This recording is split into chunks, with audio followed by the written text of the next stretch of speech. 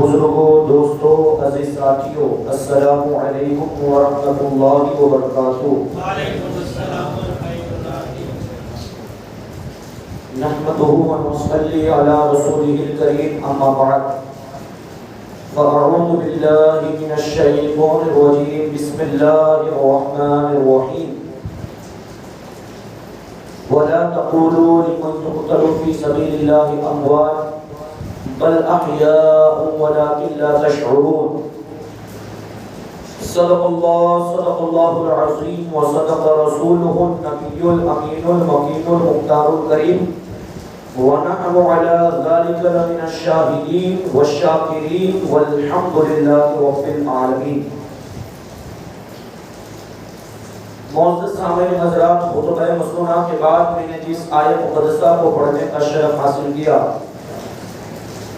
اس آیت کریمہ کے حوالے سے کچھ ضروری باتیں آپ کے سامنے پیش کرنے سے قبل میں مناسب ہی نہیں بلکہ ضروری یہی سمجھتا ہوں کہ آئیے ہم اور آپ مل کر آقا نامدار، مدینے کے تاجدار، دونوں عالم کے مالک و مختار، ارواحنا فدا محمد رسول اللہ صلی اللہ تعالی علیہ وسلم کی بارگاہ ناز میں اپنی غلامی کا قبول پیش کرتے ہوئے بابا سے بلند پڑھے، اللہم صلی علی سیدنا و شفیعنا مولانا محمد وآلہ و اصحابہ وبارک وسلم، صلاۃ و سلام علیک یا رسول اللہ صلی اللہ تعالی علیہ وسلم۔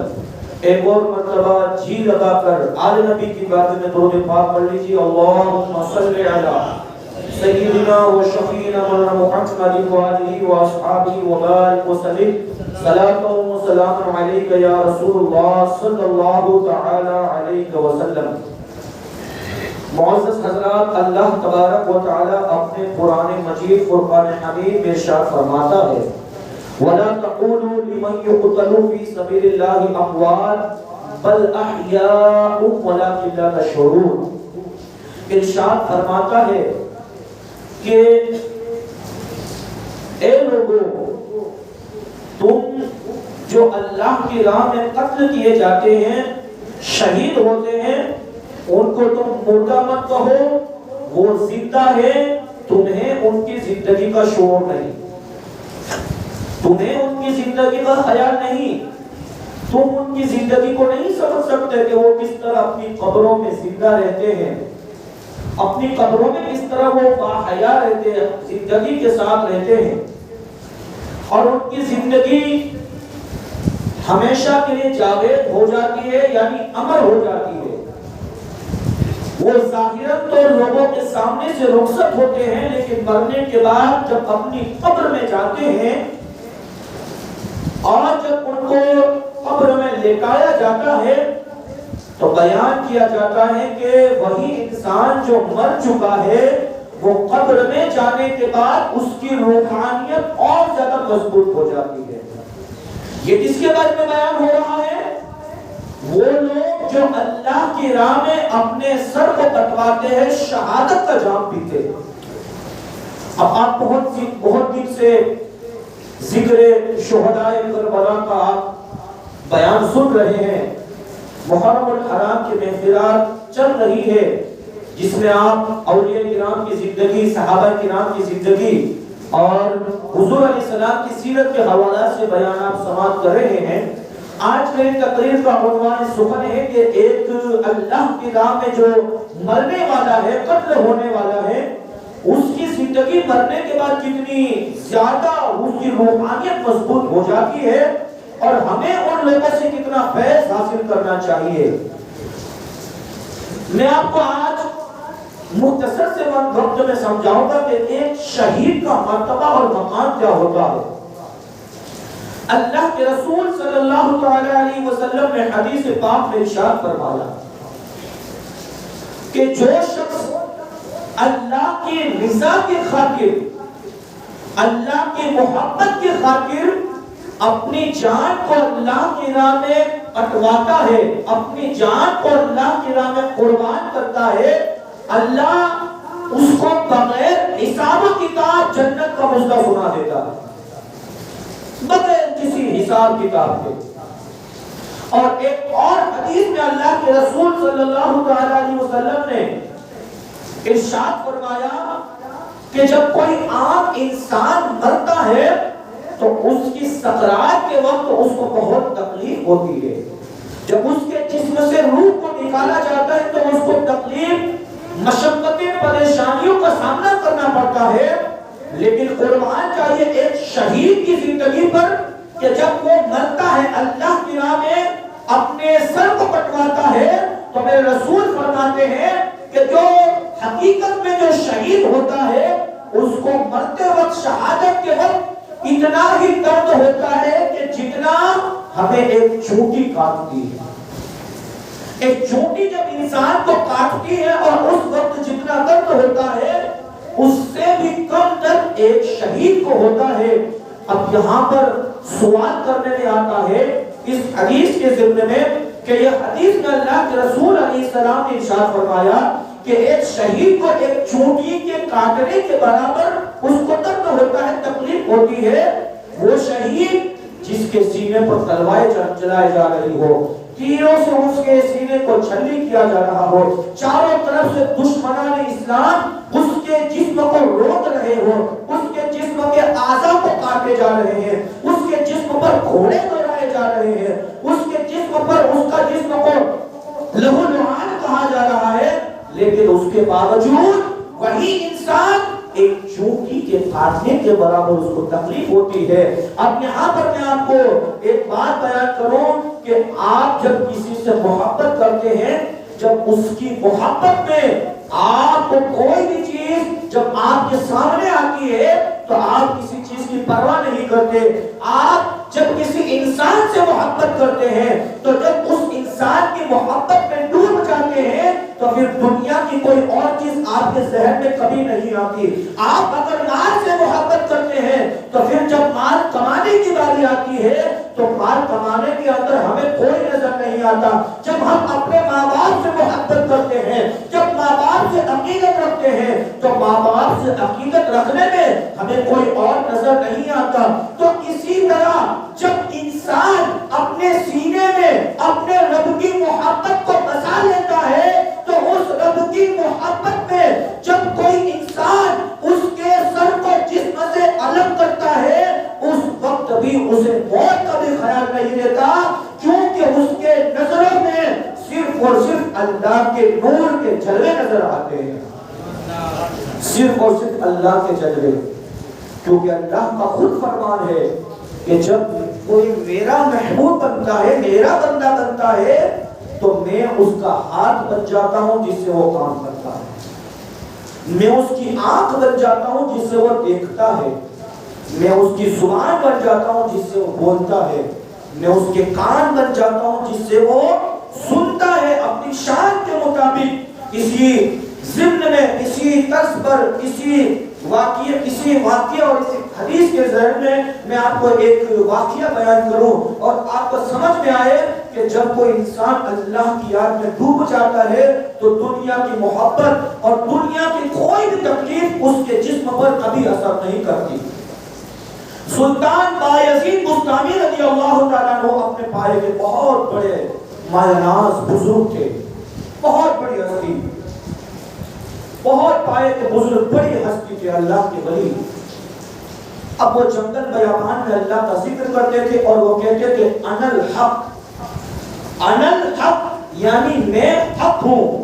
اور حق کا لفظ جو ہے وہ اللہ کے ساتھ خاص ہے، یعنی حق صرف اور صرف اللہ ہو سکتا ہے، کوئی مخلوق نہیں ہو سکتی. اور اگر کوئی یہ کہے کہ میں حق ہوں تو پھر اس کے اوپر سزا، اس کو سزا دی جائے گی اور وہ سزا کا مرتد ہوگا.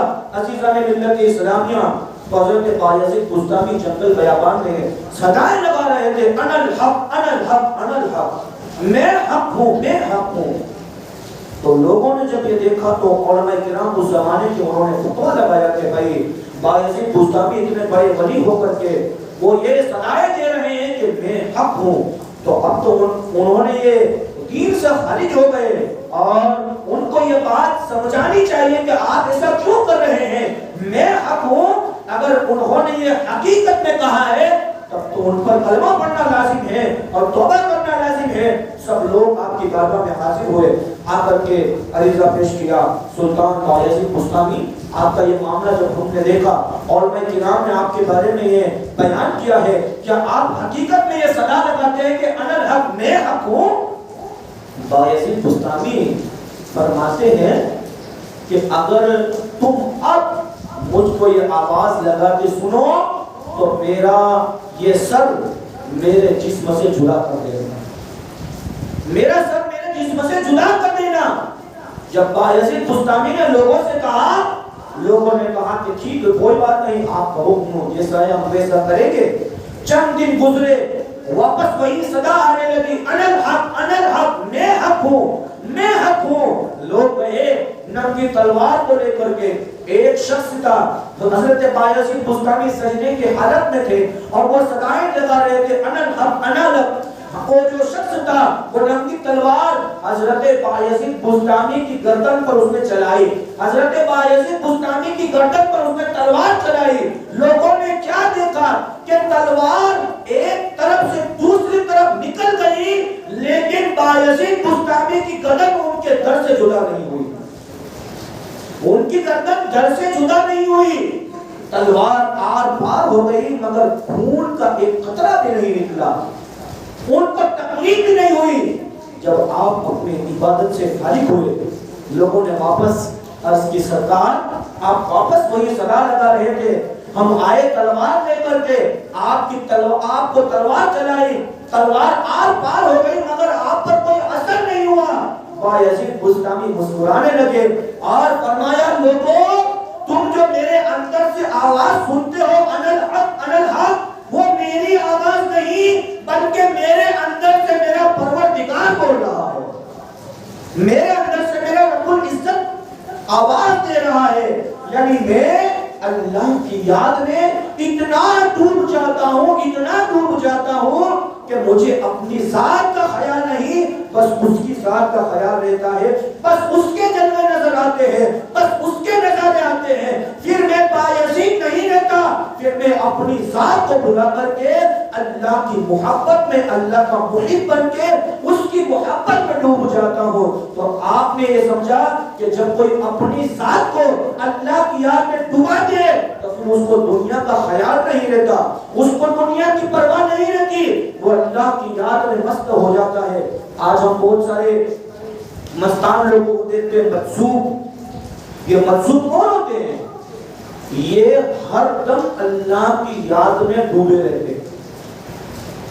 دیکھیں ولایت کے بہت سارے درجے ہیں، کوئی کتب کے منصب پر فائز ہوتا ہے، کوئی ابدال کے منصب پر فائز ہوتا ہے، الگ الگ اس کا مقام ہوتا ہے، ولایت کا الگ الگ مقام ہوتا ہے.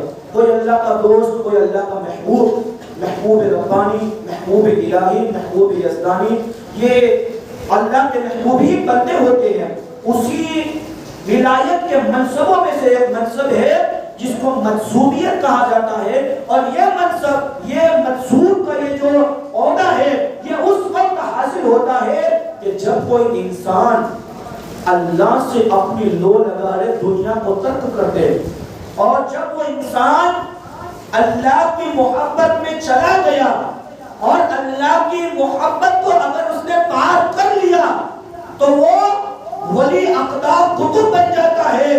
اور اگر وہ اللہ کی محبت میں رہ گیا یعنی اللہ کی محبت میں ڈوب گیا، آگے نہ بڑھ سکا، تو پھر وہ اپنے وقت کا مجذوب بنتا ہے. پھر اللہ کی محبت کے علاوہ اسے کوئی محبت نہیں دکھائی دیتی. پھر اللہ ان کو اپنے جلوے میں اپنے جلوے دکھاتا رہتا ہے، اپنا دیدار کرواتے نظر آتا ہے، اس لیے کہ وہ انسان اللہ کی یاد میں اتنا ڈوب جاتا ہے، اتنا ڈوب جاتا ہے کہ اسے اپنے نام کا بھی پتہ نہیں رہتا، اپنے نام کا بھی پتہ نہیں رہتا. اسی طرح آقا کی حدیث ہے، حضور علیہ السلام اللہ کی یاد میں ایک مرتبہ اللہ کی یاد میں ڈوبے ہوئے تھے، سجدے کی حالت میں تھے. حضرت عائشہ صدیقہ رضی اللہ تعالیٰ عنہا آواز لگانا، یا رسول اللہ علیہ السلام اندر آنے کی اجازت ہے؟ میرے مصطفیٰ نے فرمایا تم کون ہو؟ یہ کون اپنی بیوی سے کہہ رہے ہیں کہ تم کون ہو؟ تم ہو کون؟ کہا میں آپ کی بیوی حضرت عائشہ ہوں. کہا کون عائشہ؟ کہا میں آپ کے سگے دوست، آپ کے پیارے دوست، آپ کے رخت جگر صدیق اکبر کی بیٹی ہوں۔ کہا کون صدیق اکبر؟ کون فرما رہا ہے؟ حضور فرما رہا ہے۔ کس سے؟ اپنی بیوی سے۔ کوئی بڑا اپنی بیوی کو بھلا سکتا ہے؟ لیکن حضور نے کیا ارشاد فرمایا کہ کون عائشہ، کون صدیق؟ جب آپ اپنی عبادت سے فارغ ہوئے، حضرت عائشہ نے واپس عرض کی یا رسول اللہ آپ نے مجھے بھلا دیا؟ میرے محبوب نے ارشاد فرمایا عائشہ میں نے تمہیں بھلایا نہیں ہے، کبھی کبھی میں جب اللہ کی یاد میں اتنا ڈوب جاتا ہوں کہ مجھے اپنے نام کا بھی خیال نہیں رہتا۔ جب مجھے اپنا خیال نہیں رہتا تو میں تمہارا کیا خیال رکھوں گا؟ یہ اللہ کی محبت، ان کو دنیا کی کوئی چیز نظر نہیں آتی۔ اسی طرح جب ایک شہید اللہ کی راہ میں شہادت پاتا ہے تو اس کا مقام اور مرتبہ یہ ہوتا ہے کہ جب وہ اللہ کی راہ میں شہید شہادت کا جام پیتا ہے تو دنیا کے نظارے نہیں جنت کے نظارے دیکھتا ہوتا ہے۔ وہ آب کوثر کو دیکھتا ہے، وہ اپنی جنت کی نہروں کو دیکھتا ہے، وہ جنت الفردوس کو دیکھتا ہے۔ اور اس دنیا میں سب سے بڑی شہادت، سب سے بڑے شہید اگر کوئی ہوئے ہیں اور قیامت تک اگر کوئی آنے والے شہیدوں میں سب سے بڑا مقام کسی نے پایا ہے تو وہ اور کسی کی ذات نہیں بلکہ ہمارے تمہارے امام مولا حسین علیہ السلام نے پایا ہے کہ نہ ان کے جیسا ان کے پہلے کوئی شہید ہوا ہے اور نہ ان کے بعد ان جیسا کوئی شہید ہونے والا ہے۔ قیامت تک شہداء تو آئیں گے، لڑنے والے اسلام کے لیے تو آئیں گے، لیکن شہید اعظم جیسا کوئی شہید پیدا نہیں ہوگا۔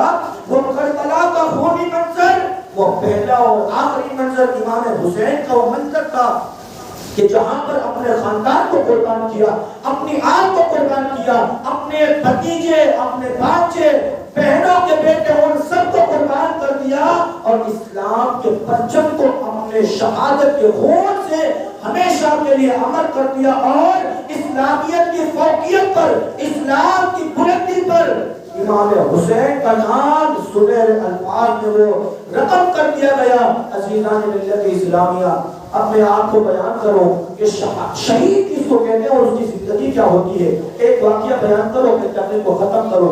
عزیزان ملت اسلامیہ، ملک شام کے اندر تین بھائی کے، غور سے سنیے گا اس روایت کو، تین بھائی کے کہ جو مرتا ہے وہ جب قبر میں جاتا ہے اور قبر میں جانے کے بعد اس کی کیا کیفیت ہوتی ہے۔ آج بہت سارے لوگ امام حسین کے بارے میں دو باتیں بیان کرتے ہیں۔ ایک یہ کہتے ہیں کہ جب امام حسین مرے نہیں، شہید کبھی مرتا نہیں ہے، ظاہراً سے تو دنیا سے جاتا ہے لیکن وہ کبھی مرتا نہیں، وہ اپنی قبر میں زندہ رہتا ہے۔ تو جب امام حسین شہید نہیں ہوئے یعنی مرے نہیں ہیں، زندہ ہے ابھی بھی، تو پھر ان کی ذات کا غم کیا منانا۔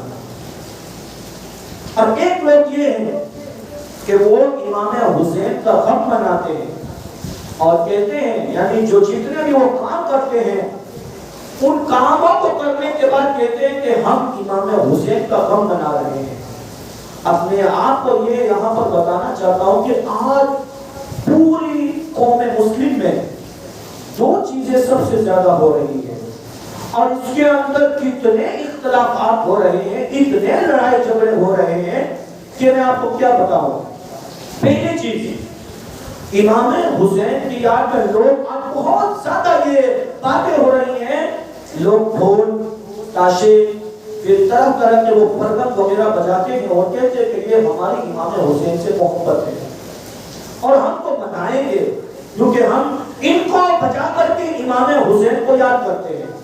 اب دیکھیں میری عادت کہ میں گھما پھرا کر کے بات نہیں بیان کرتا، قرآن حدیث اولیاء کرام کے اقوال کے ذریعے ہر بات کو بیان کرنے کی کوشش کرتا ہوں۔ میری عادت نہیں ہے کہ بھائی یہ کام ایسا ہے تو ہم کو یہ کرنا چاہیے، یہ کام ایسا ہے تو ہم کو یہ کرنا چاہیے، میری عادت نہیں ہے۔ جو قرآن میں لکھا ہے، حدیث میں اور فقہ میں جو ہے، علماء کرام نے جو بیان کیا ہم اسی پر عمل کرتے ہیں۔ غوث اعظم نے جو بیان کیا اور ہمارے سرکار غریب نواز نے جو اپنا مسئلہ بیان کیا وہی ہم بات رکھتے ہیں اور ہم نہ کسی کو صلاح دیتے کہ تم یہ کرو وہ کرو، اس لیے کہ اسلام نے ہر چیز کو واضح کر دیا ہے۔ کوئی چیز چھپائی نہیں ہے. تو لوگوں کا نظریہ ہوتا ہے، لوگ بتاتے ہیں. میں آپ کو بس اتنا کہنا چاہتا ہوں کہ آپ صحابہ کی زندگی میں دیکھیں، پھر صحابہ کی زندگی کے بعد تابعین کرام، تبع تابعین کرام کے بعد امام حسین کی شہادت کے بعد آپ کا سر مبارک اور حضرت علی اکبر، علی اصغر، ان کا سر مبارک، اور حضرت عباس علمبردار، ان کا سر مبارک، یہ تمام نیزی کی نوک پر رکھ کر کے کوفہ سے دمشق کی طرف لایا گیا تھا. اور جب وہ دمشق میں انٹر ہوئے، جب داخل ہوئے، تو یزیدیوں نے ان کی خوشی میں ڈھول اور تاشے بجائے. یہ کتاب میں لکھا ہوا ہے، اور انشاءاللہ تعالیٰ اگر وقت آئے گا تو میں آپ کو دکھاؤں گا بھی. اب آپ کسی کتاب میں، کسی عالم سے، یا کسی بھی مجدد کی کوئی کتاب میں آپ مجھے یہ مسئلہ بتائیے، یہ بات بتائیے کہ اس زمانے میں امام حسین کی شہادت کے بعد کسی بھی سنی صحیح العقیدہ نے، چاہے وہ تابعین، تبع تابعین یا اکابر اولیاء ہو، کسی نے بھی امام حسین کے غم میں ڈھول اور تاشے بجائے ہو. یہ ڈھول تاشوں کا رواج جو ہے وہ آج کے دور میں زیادہ یہ پنپ رہا ہے. میں آپ سے بس اتنا کہنا چاہتا ہوں کہ جو لوگ ڈھول تاشی امام حسین کی محبت میں کہتے ہیں کہ بھائی ہم امام حسین کا غم منا رہے ہیں، تو کیا امام حسین کا غم مسجد میں آ کر کے قرآن مجید پڑھ کر کے نہیں منایا جا سکتا؟ امام حسین کا غم 2 رکعت نفل نماز پڑھ کے نہیں منایا جا سکتا؟ امام حسین کا غم لوگوں میں، فقیروں میں، مسکینوں میں خیرات، زکات، صدقات دے کر کے نہیں کیا جا سکتا؟ میں آپ کو حدیث کی روشنی میں آپ کو بتاؤں کہ یہ کن لوگوں کا کام ہے. یہ اپنے سینے کو کوٹنا، اپنے سینوں پر زخم کرنا، یہ کن لوگوں کا کام ہے؟ آپ نے حدیث پڑھی ہے، حضور علیہ السلام نے ارشاد فرمایا قوم بنی اسرائیل کے 72 فرقے ہوئے تھے اور میری قوم کے 73 فرقے ہوں گے. کتنے؟ 73. اور ان 73 فرقوں میں ایک فرقہ جنتی ہے اور 72 فرقے جہنمی ہے. یہ آپ نے حدیث بارہا سنی ہوگی. حضور علیہ السلام نے جب یہ بیان فرمایا تو صحابہ کرام نے عرض کی یا رسول اللہ، وہ ایک فرقہ کون جو جنت میں جائے گا؟ تو حضور نے ارشاد فرمایا کہ وہ ایک فرقہ جو میرے اور میرے صحابہ کے طریقے پر ہے، جو میرے اور میرے صحابہ کے طریقے پر ہے وہ جنتی ہے. اور جو لوگ صحابہ کے طریقوں پر عمل کریں گے وہ اہل سنت والجماعت ہے. تو میں یہاں پر آپ کو پوائنٹ کی بات سمجھاؤں کہ جو لوگ ڈھول تاشے بجاتے ہیں کہتے ہیں ہم امام حسین کی محبت، ان کا اپنا انداز ہے، ان کا اپنا طریقہ ہے. یہاں پر میں آپ کو بات بتانا چاہتا ہوں کہ آپ مجھے بتائیں کہ جب امام حسین کو شہید کیا گیا تو ڈھول تاشے پرکم نغارے سب کس نے بجوائے؟ یزیدیوں نے دمشق کی مسجدوں میں، دمشق کے بازار میں بجوائے. وہ محفلیں سجائی تھی، باقاعدہ اس شہر کو سجایا گیا پھولوں سے کہ یزید کے سامنے حسین کا سر آ رہا ہے. اب میں آپ کو یہاں پر بتانا چاہتا ہوں کہ ڈھول تاشے بجانا یہ ہمارا کام ہے یا ان لوگوں کا کام ہے؟ اور میرے حضور نے کیا فرمایا کہ جو اہل سنت والجماعت ہوگا، جو جنت کا سچا حقدار ہے، وہ ان لوگوں کے طریقے پر نہیں بلکہ اہل سنت والجماعت صحابہ کے طریقے پر عمل کرے گا. اب صحابہ کا طریقہ کیا رہا؟ آپ امام زین العابدین کی زندگی کو اٹھا کر کے دیکھیں. کیا امام زین العابدین نے کبھی بھی ایسے کام کیے؟ امام زین العابدین امام حسین کی شہادت کے بعد پوری زندگی کبھی بھی مسکرائے نہیں. جب ان کے سامنے پانی لایا جاتا، امام زین العابدین کے سامنے پانی لایا جاتا تو پانی کو گھنٹے تک پانی کو دیکھتے رہے. کیا میں اس پانی کو کیسے پیوں کہ میرے بابا کو پانی میسر نہیں ہوا، میں کیسے پانی پی سکتا ہوں؟ اور آج ہم 5 وقت کا خیال نہیں نماز کا، اور اپنے آپ کو سینہ کوٹ کے کہتے ہم حسینی. امام حسین کا آپ اگر سینہ نہیں کوٹو گے تو آپ گناہ میں نہیں آؤ گے، لیکن اگر ایک وقت کی بھی نماز آپ نے جان بوجھ کر کے ترک کر دی، اللہ تمہارا نام جہنم کے دروازے پر لکھ دے گا. یہ ہماری حسنیت ہے آج کی. لیکن اب زیادہ تر تو لوگ مطلب اپنی محبت کا اظہار اس طرح سے انداز سے کرتے ہیں، ان سب باتوں میں کبھی پڑھتا نہیں ہوتا، کبھی کہتا ہوں یہ تو بات آ گئی تو میں نے آپ کے سامنے بیان کر دیا کہ سینہ کوٹنا، یہ سب خرافات کو ہر طرف پھیلانا، یہ حسینیت نہیں، بلکہ امام حسین کی محبت 10 دن کی نہیں بلکہ پورے سال کی حسینیت ہونی چاہیے۔ جب جب امام حسین کا نام آئے تب تک ہمارے ایمان تازہ ہونا چاہیے۔ تو میں آخری بات بیان کر رہا تھا، وقت بھی ہو چکا ہے کہ 3 لوگ تھے۔ اب ان 3 بھائیوں میں سے سب کو رومی سلطنت نے گرفتار کر لیا اور کہا کہ تم ہمارے مذہب میں آ جاؤ، کلمہ پڑھ لو، ہمارے مذہب میں آ جاؤ، اپنے دھرم کو اپنے دین کو چھوڑ دو۔ ان تمام جو لوگ تھے 3 لوگ، انہوں نے کہا کہ ہم یہ نہیں کریں گے اس لیے کہ مسلمان ہیں۔ تو وہ جو رومی بادشاہ تھا اس نے کہا کہ اگر نہیں ہمارے دین میں نہیں آؤ گے تو ہم ایک ایک کر کے تم کو کھولتے ہوئے تیل میں چلا دیں گے۔ تو رومی بادشاہ نے جب کہا تو کہا کہ ٹھیک ہے کوئی بات نہیں، جلاؤ، ہم اپنی قربانی دینے کے لیے تیار ہیں، لیکن محمد عربی کا کلمہ کبھی نہیں چھوڑیں گے، حضور کا کلمہ کبھی نہیں چھوڑیں گے۔ تو میرے حال بادشاہ نے زیتون کا تیل منگوایا، بہت بڑی دیگچی، اس میں زیتون کا تیل بھروا کر کے نیچے سے آگ لگوایا۔ تیل جب بہت کھولنے لگا، جو سب سے بڑا بھائی تھا اس کو تیل میں ڈال دیا گیا اور وہ وہیں پر مر گیا۔ دوسرے بھائی سے کہا کہ اگر تم ہمارے دین میں نہیں آؤ گے تو ہم تم کو بھی آگ میں ڈال دیں گے۔ کہا میرے بھائی کو ڈال دیا، مجھے بھی ڈال دو گے، لیکن میں محمد عربی کو نہیں چھوڑ سکتا۔ یہ ان کی عقیدت، یہ ان کا ایمان تھا۔ اور دوسرے بھائی نچلے بھائی کو بھی تیل میں ڈال کر کے اس کو مار دیا گیا۔ تیسرے بھائی کو بلایا گیا، جوان تھا، نوجوان وہ شخص، حضور کا کلمہ پڑھنے والا۔ اب اسے کہا گیا کہ تم اگر نہیں آؤ گے ہمارے دین میں تو تم کو بھی اس میں ڈال دو۔ تو وزیر نے کہا کہ بادشاہ سلامت، آپ اس کو تیل میں نہ ڈالو، یہ تو مر جائے گا۔ میں آپ سے یہ مشورہ چاہتا ہوں کہ آپ اس کو میرے پاس بھیج دو، اس شخص کو، میں اس کے دین کو پھرا دوں گا، اس کے دین کو بدلا دوں گا۔ وہ وزیر کو نوجوان شخص تھا، اس کو اپنے پاس لے گیا اور لے جانے کے بعد جب رات کا وقت ہوا، وزیر نے اپنی لڑکی کو دلہن بنائی، اپنی لڑکی کو سوارا، دلہن بنائے، اور دلہن بنانے کے بعد اس کے کمرے میں اس جو نوجوان تھا اس کے کمرے میں بھیجا۔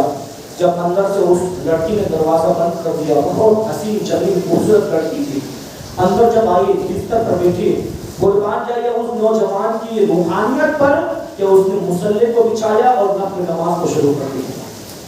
نفل نماز، درود شریف، اللہ کا ذکر پوری رات کی۔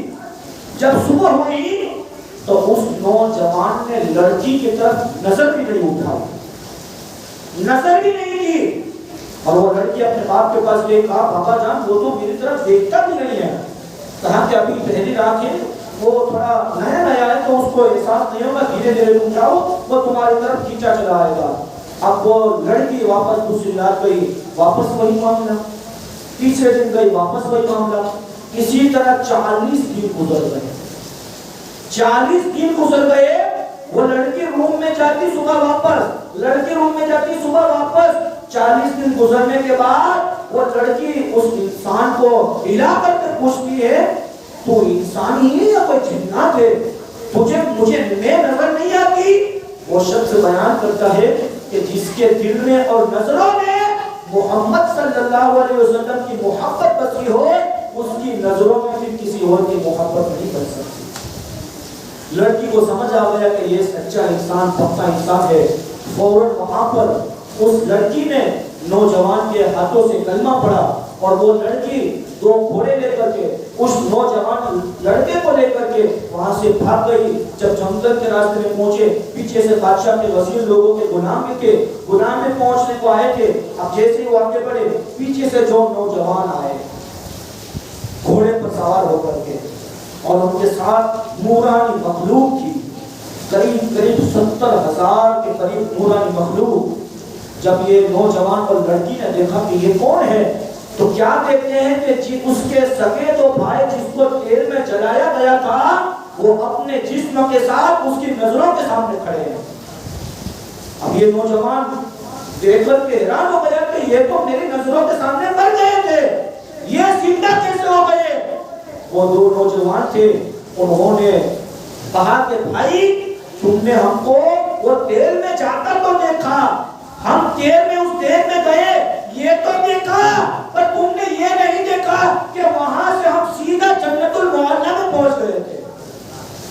جنت المعلا میں پہنچ گئے، یہ تم نے نہیں دیکھا۔ تو وہ تو جو شہید تھے انہوں نے اپنے بھائی سے کہا کہ بھائی ہم نے شہادت کا جام تو پیا، یہاں پر ہماری روح قبض ہوئی اور وہاں پر ہم نے جنت میں قدم رکھ دیا۔ یہ شہید کا مرتبہ ہے۔ جب یہ عام انسان کی شہادت کا یہ مرتبہ ہے تو مولا حسین کی شہادت کا عالم کیا ہوگا؟ عزیزان ملت اسلامیہ، تو میں آپ کے سامنے یہ حکایت بیان کرنے والا تھا کہ اللہ رب العزت نے شہادت جسے نصیب فرمائے اس کا مقام اور مرتبہ ہے، اس کا اعلیٰ مقام ہے۔ آخری بات بیان کروں تو اپنے کو ختم کروں کہ جو شخص اپنی بھی شہادت چاہتا ہے کہ میں بھی شہید کی موت مروں تو اسے یہ کرنا چاہیے کہ وہ اولاد علی سے محبت کر لے۔ جو شخص حضرت علی کی محبت میں، حضرت علی کے آل کی محبت میں مرے گا، اللہ اس کو شہادت کا مرتبہ نصیب فرمائے گا۔ تو ہمیں بھی یہ اس چیز کی ضرورت ہے کہ ہم اللہ کی بارگاہ میں سچے دل سے عبادت کریں اور دوسرے کاموں میں نہ پڑے، بلکہ اپنے انداز میں ہم سے جتنا ہو سکے امام حسین کی روح کو راضی کرنے کی کوشش کریں۔ آپ سبیل سے جائیں، لوگوں میں پانی تقسیم کریں، شربت تقسیم کریں، نیازیں بانٹیں، لوگوں کو روپیہ کریں، جہاں ضرورت ہے وہاں پر امام حسین کے نام پر آپ خرچہ کریں، جہاں کوئی ضرورت نہیں وہاں دینے کی کوئی ضرورت نہیں ہے۔ اللہ ہم سب کو کہنے سننے سے عمل کی توفیق عطا فرمائے۔ کہنے سننے میں مجھ سے کچھ غلطی ہوئی ہو تو اللہ اپنے دل کے سکینہ سے معاف فرمائے۔ استغفر اللہ ربی کل ذنب و توبہ الیہ وآخر دعوانا الحمد للہ رب العالمین۔